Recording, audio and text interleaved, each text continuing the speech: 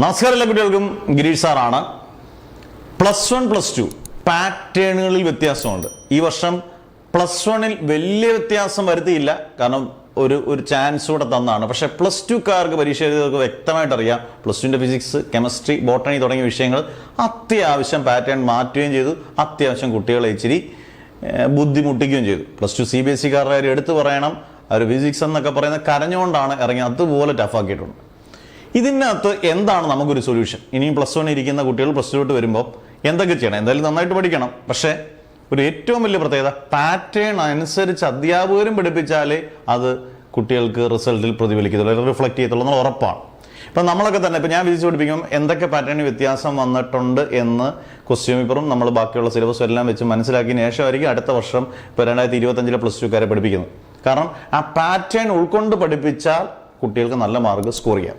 അല്ലെങ്കിൽ സമയമായിട്ട് ടീച്ചർമാർ എന്തോ പഠിപ്പിക്കുന്നു, ഏത് ടീച്ചർമാരെ എവിടുത്തെ ആയിക്കോട്ടെ പഠിപ്പിക്കുന്നു, അതേപോലെ കുട്ടികളെ ഗ്രാസ്പ് ചെയ്യും. ചില ടീച്ചേഴ്സ് വളരെ കൃത്യമായി പാറ്റേൺ മനസ്സിലാക്കി പഠിപ്പിക്കുന്നുണ്ട്.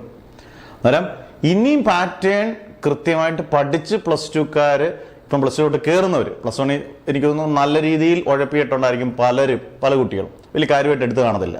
പക്ഷേ ഇനി വളരെ സീരിയസ് ആയിട്ട് അപ്രോച്ച് ചെയ്തില്ലെങ്കിൽ +1-ൽ നിങ്ങൾക്ക് ആകെ +1-ന്റെ പബ്ലിക് എക്സാം മാത്രമേ ഉള്ളെങ്കിൽ ഇനി അങ്ങോട്ട് നിങ്ങൾക്ക് +2-ൽ പേടിപ്പിക്കാൻ പറയുമല്ല, പബ്ലിക് എക്സാം ഉണ്ട്, പിന്നെ പബ്ലിക് എക്സാമിൻ്റെ പ്രാക്ടിക്കൽസ് ഉണ്ട്, അന്നേരം അതിനെല്ലാം മോഡൽ എക്സാംസ് ഉണ്ട്. അതുകൊണ്ട് ഒരുപാട് സമയം എടുക്കും. നേരത്തെയൊക്കെ അധ്യാപകർ ഇപ്പോൾ നേരത്തെ പോർഷൻസ് അടിച്ച് തീർക്കുന്നെങ്കിൽ കുറ്റം പറയാനില്ല, കാരണം ഇതെല്ലാം അധ്യാപകർക്കും തീർക്കണം.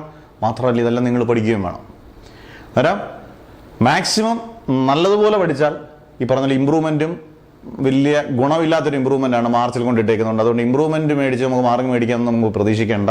അന്നേരം +1 + നന്നായിട്ട് പബ്ലിക് എക്സാം തന്നെ മാർക്ക് മേടിക്കുക. ഇപ്പം നമുക്ക് തന്നെ ഓൺലൈൻ ബാച്ചസ് ഉണ്ട്, അതിനകത്ത് നിങ്ങൾക്ക് എല്ലാ സബ്ജക്ട്സും പ്രൊവൈഡ് ചെയ്യുന്നുണ്ട്. അതുപോലെ തന്നെ എല്ലാ സബ്ജക്റ്റിൻ്റെയും മെയിൻ പ്രാക്ടിക്കൽസ് എല്ലാം പ്രൊവൈഡ് ചെയ്യുന്നുണ്ട്.